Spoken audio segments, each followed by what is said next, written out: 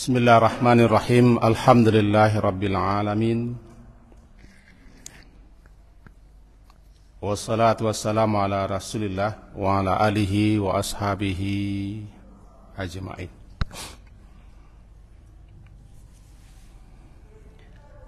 A'udzu billahi minasy syaithanir rajim. Bismillahirrahmanirrahim. Wadh-dhariyati dzarwa falhamilati wiqra faljariyati yusra falmuqassimati amra innama tu'aduna lasadiq wa innad dina lawaqi'. Surat Az-Zariyat, surat yang ke-51, ayat pertama sampai ayat yang ke-6. Az-Zariyat, surat yang ke-51, ayat pertama sampai ayat yang ke-6. Menurut para ulama tafsir, surat Az-Zariyat termasuk surat Makkiyah, yaitu surat-surat yang diturunkan oleh Allah kepada Nabi sallallahu alaihi wasallam sebelum beliau hijrah ke Madinah.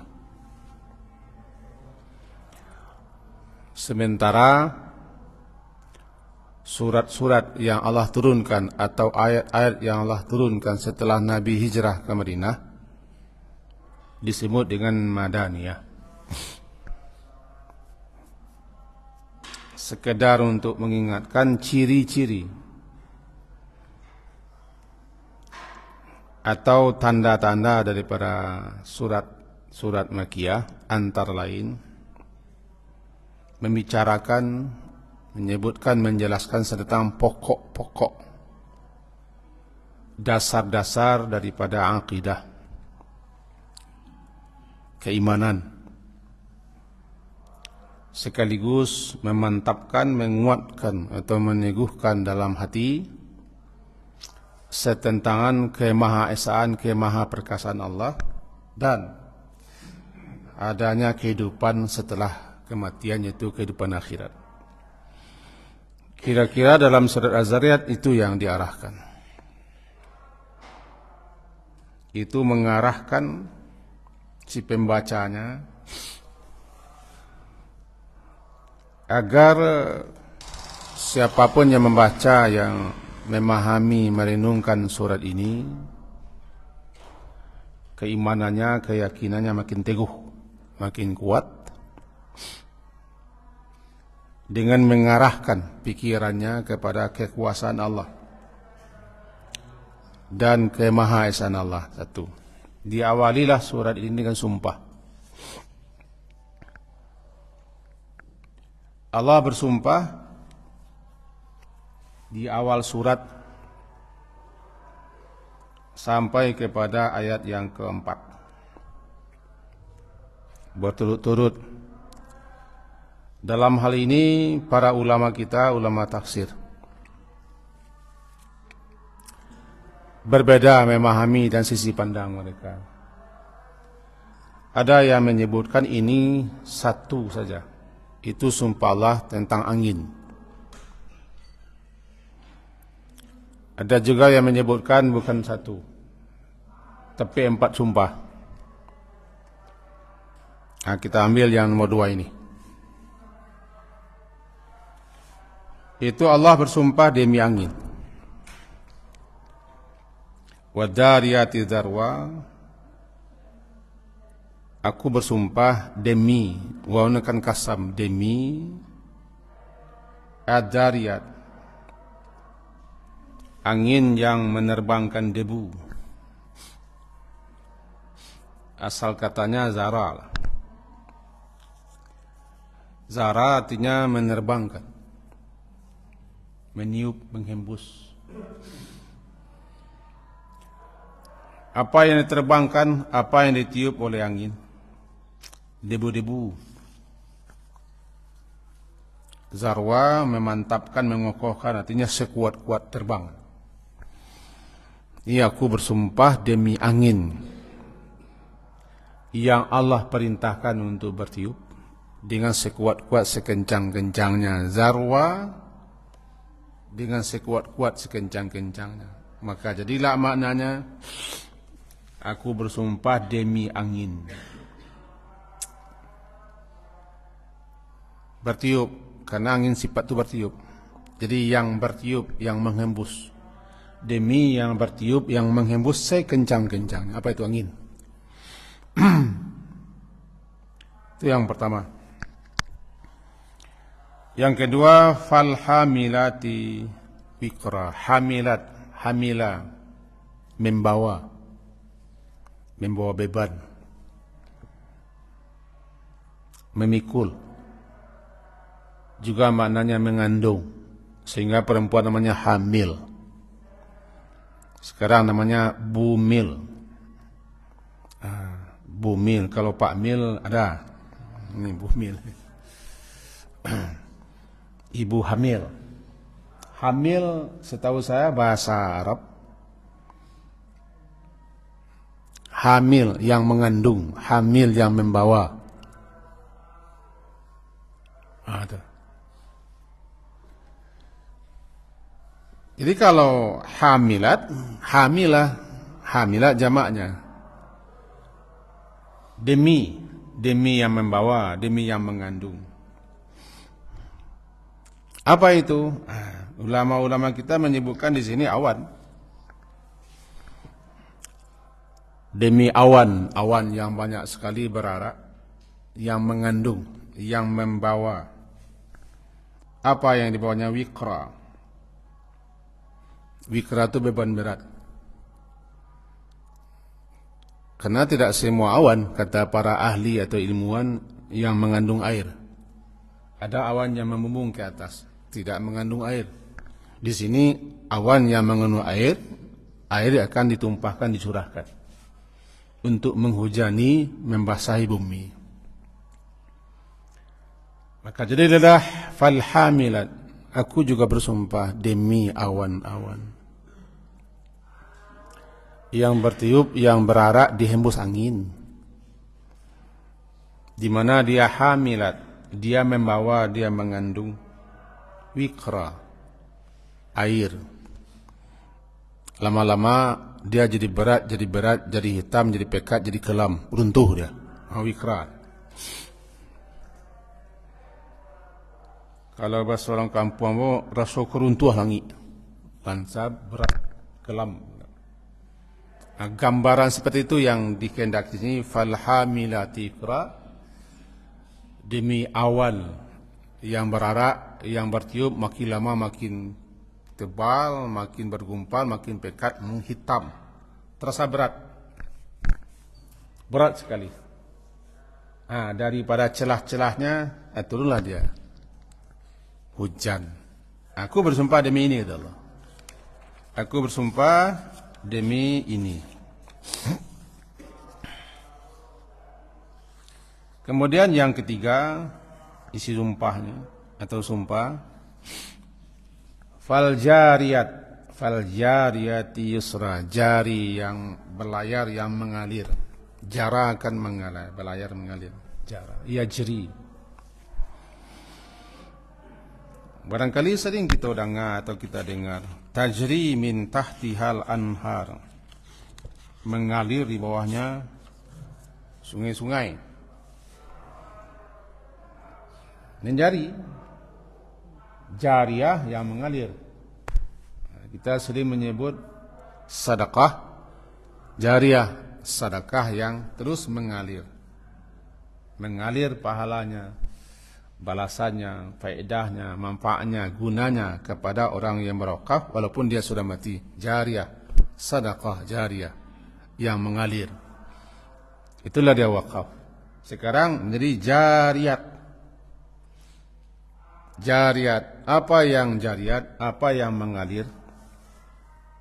Yang berjalan? Kapal. Maka demi kapal-kapal, perahu-perahu yang mengalir, artinya yang berlayar. Balayar yusra, dalam keadaan mudah di lautan. Kalau dulu jelas kapal-kapal, perahu-perahu ditiup oleh angin, sehingga dapat dia berlayar, dikembangkan layar, ditiup angin, berlayar dengan mudahnya. Fal jariyat yusra, demi kapal-kapal yang berlayar dengan yusra, yusra, yusri, yusra, mudah, lempang di lautan, bagaikan mengalir saja, berjalan dengan tenang. Aku juga bersumpah demi itu, kata Allah. Sudah 3.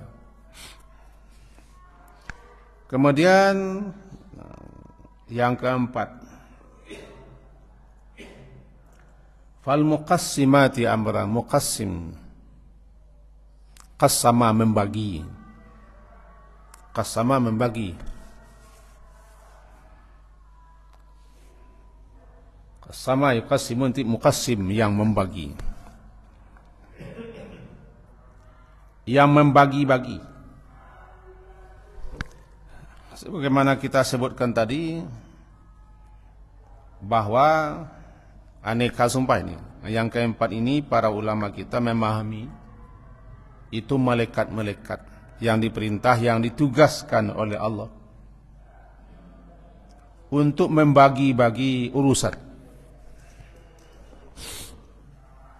Jadi aku bersumpah juga demi para malaikat-malaikat yang muqassim, yang membagi-bagi. Dan memang malaikat itu dibagi-bagi urusannya, tugasnya. Kalau bahasa orang kita, ada tupoksinya masing-masing. Jibril mengantarkan wahyu, walaupun hanya bukan itu. Kemudian ada Mikail yang membagi-bagi rezeki dan rahmat Allah. Ada juga Israfil, salah satu tugasnya meniup trompet. Ada juga malaikat yang istilahnya silih berganti turun ke bumi. Malaikat siang, malaikat malam. Nah, masing-masing malaikat itu dibagi-bagi tugasnya oleh Allah. Kemudian mereka pun membagi-bagi kerjaan masing-masing. Bahkan salah satu ketika orang akan mati itu dua malaikat, dua jenis malaikat berebut malahan jatah rahmat, jatah malaikat rahmatkah atau jatah malaikat azab. Seperti orang yang membunuh 99 tambah 1, 100, mati di tengah jalan. Itu malaikat berebut, malaikat rahmat, malaikat azab. Akhirnya datang malaikat pendamai, ini jatah malaikat rahmat. Panjang ceritanya, minta saja kepada guru yang pandai menjelaskannya, menerangkan tentang yang mati di tengah jalan, pembunuh 99 tambah 1, 100. Lalu dia pindah ke negeri hijrah, di tengah jalan meninggal. Kata malaikat azab, ini jatah saya untuk membawa ruhnya. Kenapa? Karena dia tidak pernah beramal. Selama ini berbuat aneka macam dosa-dosa besar sampai membunuh 100. Kata malaikat rahmat, ini urusan saya ini, membawa ruhnya. Kenapa? Dia sudah tobat. Dia sudah tobat. Tapi dia berbuat amal. Enggak, dia sudah tobat. Kalau sudah tobat, habis dosanya. Turunlah malaikat pendamai. Ukurlah jaraknya. Kemana dia lebih dekat. Kalau dia lebih dekat ke negeri tempat tujuannya, jatah rahmat. Kalau dia masih dekat daripada negeri yang ditinggalkannya, akan azab. Kiranya mendekat sedada atau sejengkal ke negeri tempat hijrahnya, maka ini jatah rahmat. Sebenarnya dia masih jauh lagi ke negeri tempat yang dituju. Cuman Allah yang Maha Pengasih mendekatkan jarak. Yang kita ambil sisinya, malaikat berbagi-bagi. Ketika orang mati pun itu dibagi-bagi tugas malaikat. Yang mencabut nyawa saja malakul maut. Sebelumnya ada malaikatnya datang yang mengasih kabar bisyarah. Ada kabar gembira, ada kabar pertakut. Tergantung siapa yang mati. Mudah-mudahan kalau kita ini yang mati, semuanya malaikat yang turun, malaikat yang membawa kabar gembira. Absyiru bil jannah, bergembiralah engkau atau kamu dengan jannah. Sebab ada pula orang yang digembirakan dengan azab yang pedih. Kabar itu kan namanya bisyarah. Bisyarah. Kenapa bisyarah? Karena kabar itu bisa membuat warna kulit wajah orang berubah. Asal katanya basyar. Kalau kabar gembira, ya cerah. Cerah, berseri-seri. Gunung Merapi ditinggalkan kabut. So. Nampak di wajah, bisyarah. Busyra. Lahumul busyra. Ada pula bisyarah tu yang wajahnya kuyu, pucat, pasti cuma bacaan di kulun. Aku kabarnya menakutkan, nampak di wajah. Namanya bisyarah. Jadi ketika orang mati, malaikat membawa bisyarah. Ada kalanya malaikat membawa kabar gembira, ada kalanya kabar pertakut. Dibagi-bagi. Jadi semua malaikat dibagi-bagi urusannya. La ya'sunallah ma amarahu. Mereka tidak pernah mendurhakai Allah apapun yang Allah perintahkan kepada mereka. Surat Tahrim tempoh hari kita baca. La ya'sunallaha ma amarahu.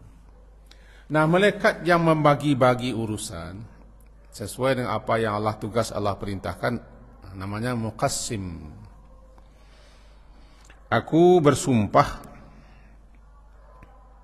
demi para malaikat-malaikat yang ditugaskan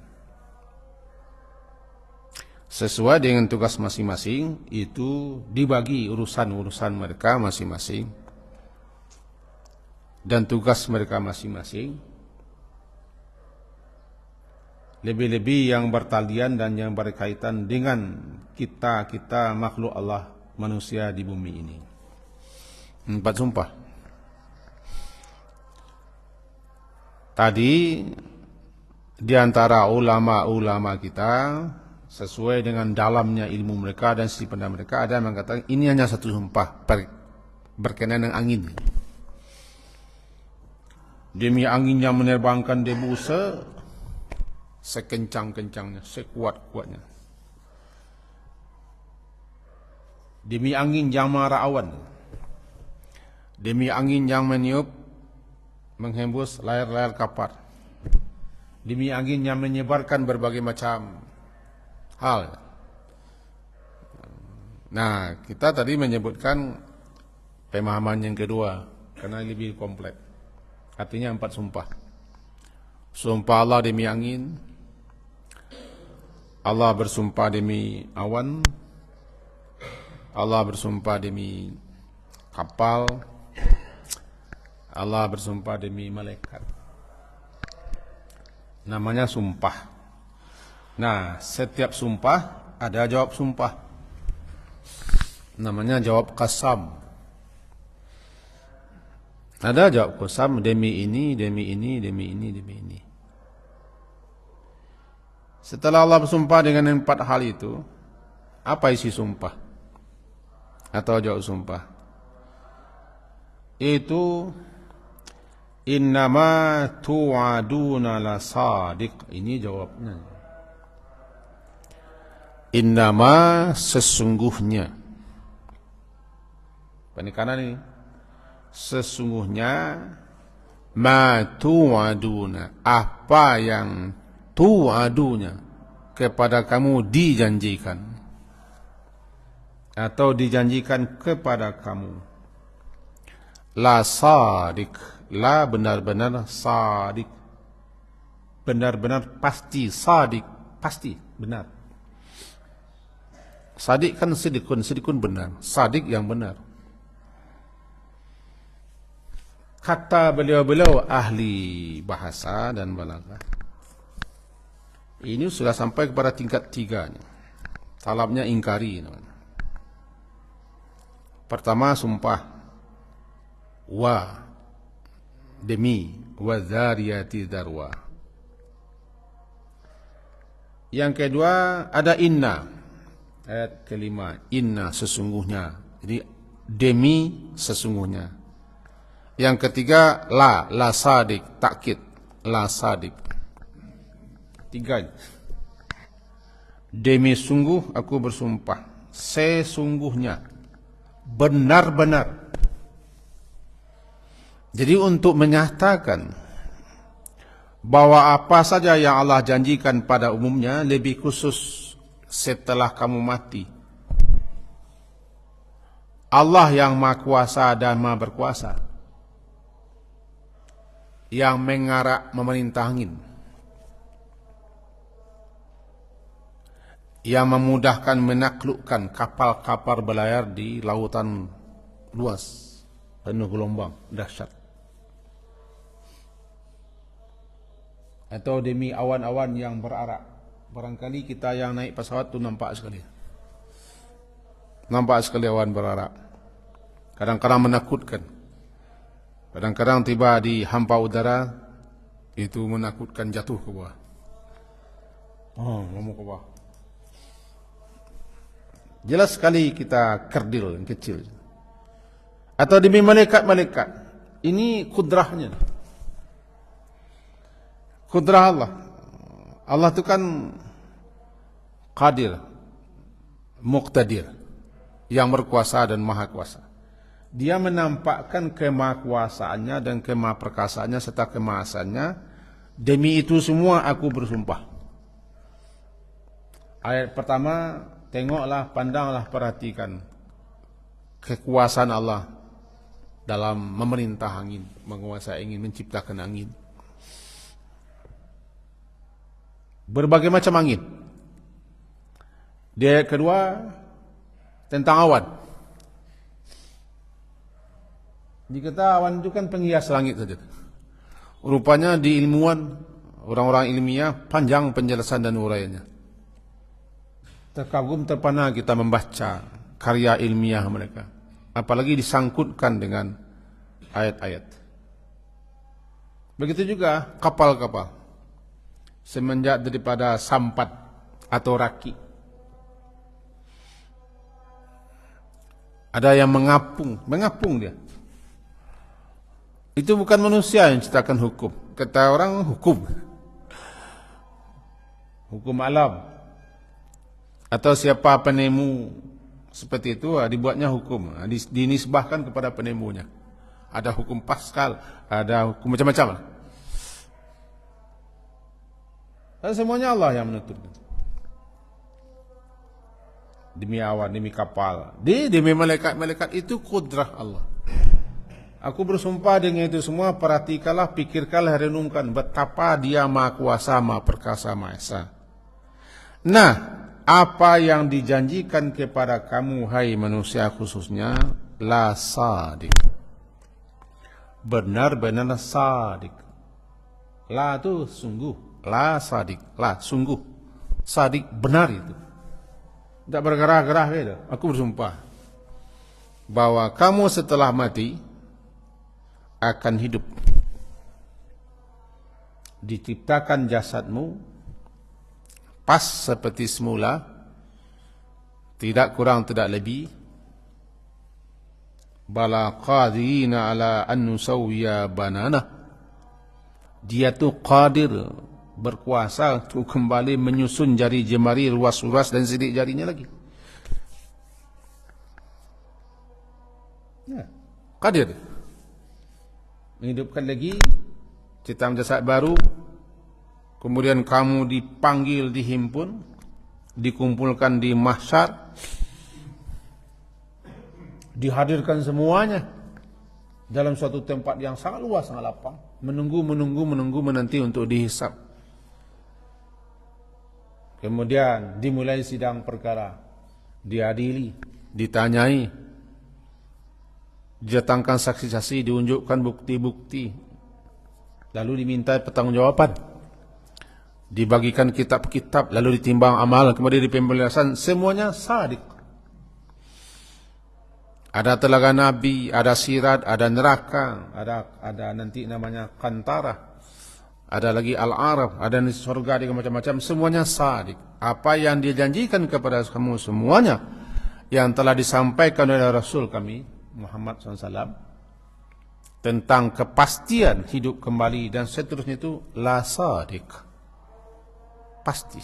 Untuk menyampaikan itu Allah bersumpah demi kekuasaannya, 4 sumpah ya, untuk menyampaikan itu, menjelaskan itu, memastikan itu, aku bersumpah. Kita lihat ini, ayat ini kan turun di Makkah selagi Nabi masih belum hijrah ke Madinah. Saya gambarkan sedikit keadaan orang Makkah, gambaran sedikit walaupun tidak pasti seperti itu. Di negeri kita ada nanti namanya Pulau Dewata. Ada sekian arca dan berhala dan tuan-tuan serta dewa-dewa. Di sebelah negara kita ada namanya India. Itu makin aneh manusia, makin dipertuhan orang. Pergilah ke sana. Makin aneh bentuknya, aneh lakunya. Kadang-kadang bertelanjang bulat, dia dianggap orang jadi Tuhan. Diciumnya tepaknya. Kau tak mau ke sana, lihat saja di internet. Keanehan kepercayaan orang India, bisa lah. Yang dianggapnya guru atau tuan atau pendeta atau yang disembah itu bertelanjang bulat. Nah, perempuan pula yang mencium tepaknya. Salahkah? Kita tidak boleh menyalahkan orang, kita menjelaskan. Kita caci Tuhan orang, nanti dicacinya Allah. Jangan. Sekali-kali jangan mencaci, mengkutuk, melaknat apa yang disembah oleh orang kafir, nanti dia balas mencaci Tuhanmu. Tidak boleh. Kita hanya menyebutkan. Nah, Nabi Muhammad, nampak ada guru. Nabi Muhammad menyerangkan ini di kota Makkah. Patung-patung berhala-berhala masih bersiliweran. Orang tawaf masih ada yang bertelanjang, ada yang berteriak, ada yang bertipu-tipu, ada yang perempuan yang menampakkan auratnya tawaf. Termasuk antara Safa dan Marwah. Nabi Muhammad menjelaskan ayat ini. Setelah mati, hidup, nanti bagaimana bagi sampai neraka sampai surga. Bayang bagaimana penerimaan orang. Kalau mau diikut, kalau kumpul kita banyak-banyak, kita undang guru dari Kanada. Hidang orang sudahlah dari Kanada, dari Jakarta. Hidang orang. Sebab kita tidak mendakwa orang kafir, kita ta'lim. Ta'lim. Kalau dakwah Nabi ya kepada kafirin, musyrikin, fasikin, mujrimin.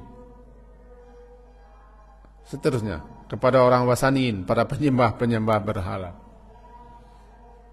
Tegak beliau di Makkah. Begitu sejak semula Nabi Nuh. Kita baca riwayat Nabi Nuh. Silakan baca kisah-kisah sahihnya. Di zaman Nabi Nuh tidak satu pun yang menyembah Allah. Satu-satunya Nabi Nuh yang sadar, diangkat jadi Rasul. Itu yang hadapi. Semuanya sudah menyembah berhala dan patung-patung, termasuk patung-patung orang saleh yang dipatungkan lalu disembah-sembah. Itu yang dakwah. Ambo kau nak dakwah nah. Ceramah. Paling-paling dapat seketik lalu kita sampaikan taklim. Kalau taklim sebenarnya taklim guru kita, guru besar. Anda Nabi seperti itu. Ada disampaikan ayat ini, wa dzariyati dzarwa fal hamilati wikra fal jariyati sura fal muqassimati amra innama tu'aduna lasadiq. Kepada beliau-beliau. Kita apa tanggapan mereka? Itu makanya Muhammad gila ini. Nanti di ayat di bawah innakum lafi qaulin mukhtalif. Mereka berbeda, berselisih, bertikai dalam menuduh Nabi. Gila, tukang sihir, ahli syair, muftarin, tukang bikin-bikin, tukang buat-buat, ahli bid'ah.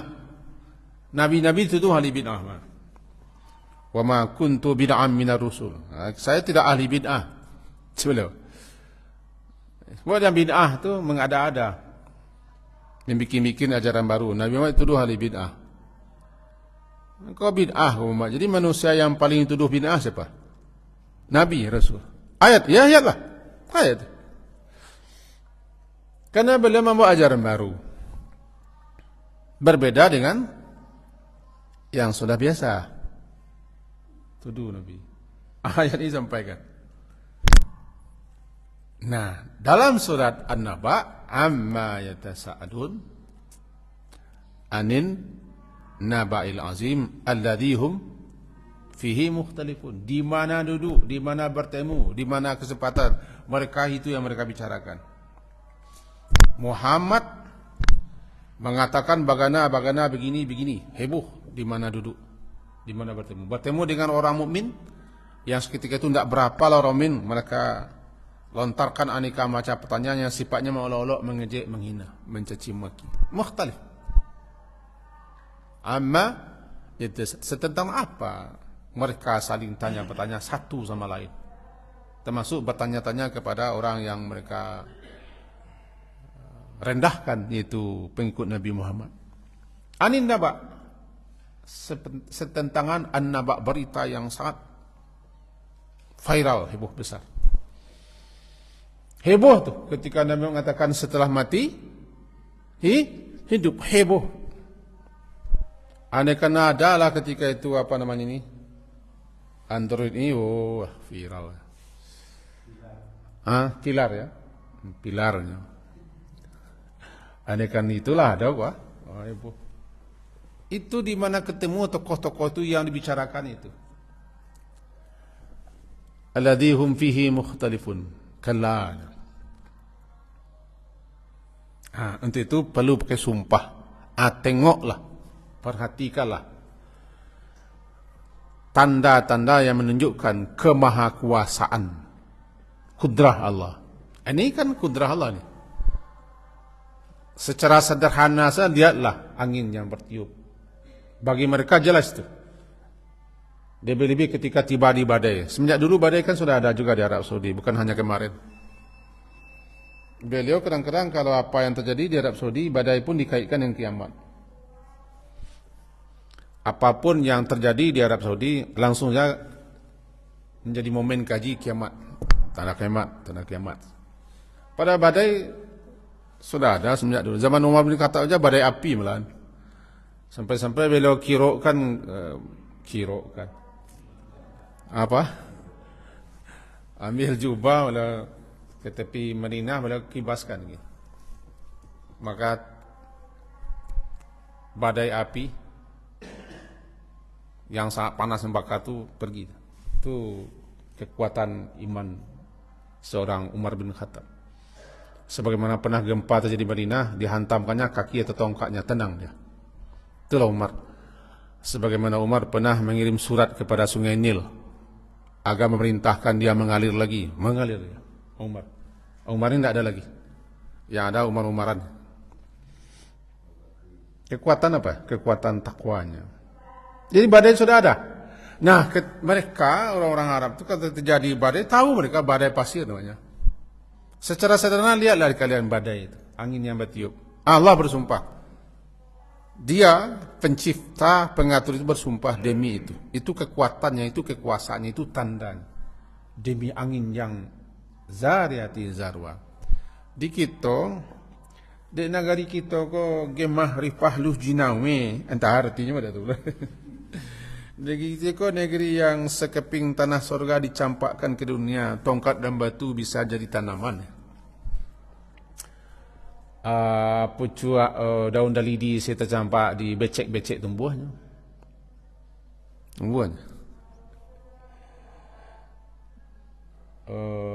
Once ambacang yang di kulum-kulum tu lamasian. Di kami ketek-ketek ketika tahun 70-an lah, lamasia itu menjadi tokak di kami. Itu tokak. Atak namanya. Menjadi alat main. Barataan. Kadang-kadang ujung baterai atau atak namanya. Lah masih sama zik masih anak. Beko bertamu cek ambacang itu. Sekarang yo tanah lambu akan luar tunainya. Itu negara hebat negara. Luar biasa. Kau nak kabar apa orang mato yang nak sama mato yang ke Indonesia. Kamu dah masuk wilayah tu. Kecil lama orang itu nak. Tak, kamu nak identitas. Tapi memang kenyataan realnya begitu. Negara orang ke Indonesia. Mau negari gitu kau negari yang negari kus plus. Negari kus plus. Bukan lautan hanya kolam susu. Hebat juga. Tapi haram lah musiknya kan. Nah ini dia. Semua sumpah. Angin. Kita jarang melihat angin kencang yang menerbangkan segala-galanya. Ini kan zarwa. Zarwa begitu hebatnya tiupan angin. Tabang. Kemarin viral, kursi-kursi tabang di Arab Saudi. Kami dalam tenang-tenang saja. Heboh di luar. Lebih capek kabar di sini tiba di Indonesia daripada orang yang mengalami sini. Gitu cepat. Terbang angin. Dihembus semua. Di Arafah, ya kemah-kemah tabang. Di orang macik kemah tu yang kayak gitu. Saya orang Ambolu. Dasar ni. Zarwa. Jadi wazariyati zarwa. Dia tak nampak itu amik dah. Bagi mereka nampak itu. Cobalah lihat di kalian. Gitu. Aku bersumpah demi angin yang menerbangkan sekencang-kencang zarwa, sekuat-kuatnya pasir-pasir. Bernamalah dia badai pasir. Di kitab yang saya bawa ini, saya eja-eja bacanya sedikit. Mudah-mudahan bisa ini. Itu Allah aqsama biriyah. Allah bersumpah dengan angin. Angin yang menerbangkan turab. Menerbangkan pasir berat yang menjemput tanah. Bukan hanya debu, bukan hanya gubar. Tapi diangkatnya sehingga menjadi gunung-gunung pasir. Itu yang zarwa. Siapa yang mengendalikan? Siapa yang merintah? Siapa yang menciptakan sistem? Itu. Itulah dia zat yang maha kuasa. Begitu juga selanjutnya. Dia yang maha kuasa dan maha berkuasa maha esa itu bersumpah bahwa kalian setelah mati akan dihidupkan lagi, akan dibikin jasad baru, lalu kalian dipanggil, dihimpun, dia tanyai satu persatu, gampang baginya. Inna dzalika 'ala Allah yasir. Semuanya itu bagi Allah gampang dan mudah, tidak sulit. Dia menghisapnya tidak sulit, gampang. Hisaban yasirah. Sampai puncaknya melewati sirat. La sadiq. La innama tu'aduna la sadiq. Sesungguhnya apa yang dijanjikan, tu'adunya, dijanjikan kepada kamu atau kepada kamu dijanjikan benar-benar sadiq. La takkid. Sungguh sadiq, sungguh benar-benar terjadi. Sungguh benar-benar terjadi. Wa innad dina lawaqi'. Wa innad dina lawaqi'. Yang kedua, ad-din. Ad-din mana aja dua? Pertama agama, kedua pembalasan. Ada dua pihak. Makna ad-din di sini adalah pembalasan. Hari pembalasan. Allah, salah satu nama Allah adalah Dayyan, Ad-Dayyan. Barangkali jarang kita dengar. Ana Ad-Dayyan. Dalam hadis saya pemberi balasan. Kama tadinu tudan. Sebagaimana kamu perbuat, kamu akan dibalasi oleh Ad-Dayyan. Allah yang maha pemberi pembalasan dan membalasi semua apa saja yang dikerjakan, dilakukan walaupun secuil dan kecil, namanya Dayyan. Nah, apapun nanti yang kamu lakukan, kamu kerjakan, kapan, di mana, sebesar apa dan sebanyak apapun, nanti akan diberinya balasan. Dan hari pembalasan itu lawaqi', lawaqi', wa inna dina lawaqi', sesungguhnya pembalasan itu atau saat di mana kamu akan dibalasi setiap apa yang kamu lakukan, kamu kerjakan, walaupun mithqala dzarrah. Fama ya'mal mithqala dzarrah, walaupun seberat itu. Innallaha la yazlimu mithqala dzarratin. Allah tidak akan menzalimi, tidak akan mencurangi walaupun sebesar, pasti dibalasinya. Nah, pembalasan itu namanya din. Ad-din. Dia yang berkuasa dan dia yang menguasai. Itu yang kita ulang-ulang membaca dalam salat. Malik yaumiddin. Boleh panjang, boleh pendek. Maknanya kalau panjang itu yang menguasai. Yang menguasai. Kalau pendek, raja. Malik yaumiddin, yang menguasai di pembalasan. Kalau pendek, Malik yaumiddin, raja di hari pembalasan. Kedua-duanya dibolehkan membaca.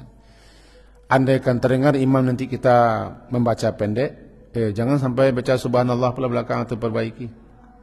Kita yang kadang-kadang tak sampai ilmu ke situ. Ar-Rahmanir Rahim, Maliki Yaumiddin, Maliki Yaumiddin. Nah, jangan begitu pula belakang. Din, pembalasan. Jadi dua ini. Wa inna ad-dina lawaqi'. Yang pertama, ma tu'aduna lasadik. Yang kedua, ad-din lawaqi'. Waqi'. Waqi', terjadi. Terjadi, yang terjadi waqi'. Yang terjadi sesuai dengan apa yang dikatakan waqi'. Kejadian waqi'iyah. Pernah dengar suara al-waqi'ah barangkali? Idza waqa'atil waqi'ah laisa liwaq'atiha kadhibah khafidatur rafi'ah, seterusnya. Idza waqa'atil, apabila waqi'ah, itu nama kiamat. Karena dia pasti terjadi. Apabila terjadi yang terjadi, apa itu kiamat? Nah, kiamat itu, pembalasan itu la waqi'ah. Pasti waqi'ah terjadi. Dua itu yang disampaikan. Bersumpah demi angin, demi awan, demi kapal yang berlayar dengan tenang, demi malaikat-malaikatnya ditugaskan. Disampaikan dua hal di sini. Pertama, apapun yang dijanjikannya kepada kamu benar adanya. Yang kedua, pembalasan itu pasti. Nah, sampai kita ke gunjainya. Mudah-mudahan menambah ilmu dan keimanan kita daripada ayat yang kita baca. Sekian, diakhiri dengan subhanakallahumma wa bihamdika asyhadu an la ilaha illa anta astaghfiruka wa atubu ilaik. Wa sallallahu ala Muhammadin wa ala alihi wa ashabihi ajma'in. Alhamdulillah. Assalamualaikum warahmatullahi wabarakatuh.